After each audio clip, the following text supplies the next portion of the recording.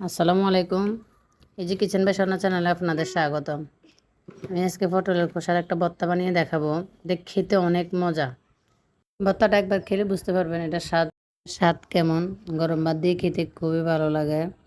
এখানে আমি পটলের খোসাগুলো ভালো করে ধুয়ে সিদ্ধ করে নেব। একটু হলুদ একটু লবণ দিয়ে দিয়েছি। ভালোভাবে সিদ্ধ হয়ে আসলে এখন আমি ব্লেন্ডারের জগে নিয়ে ব্লেন্ড করে নেব। মিহিভাবে ব্লেন্ড করে নিতে হবে। দেখেন আমার ব্লেন্ড করা হয়ে গেছে। এখন একটা কড়াইয়ের মধ্যে তেল দিয়ে এখানে সরিষার তেল দিয়েছি। তেলটা ভালো করে গরম করে নিয়েছি।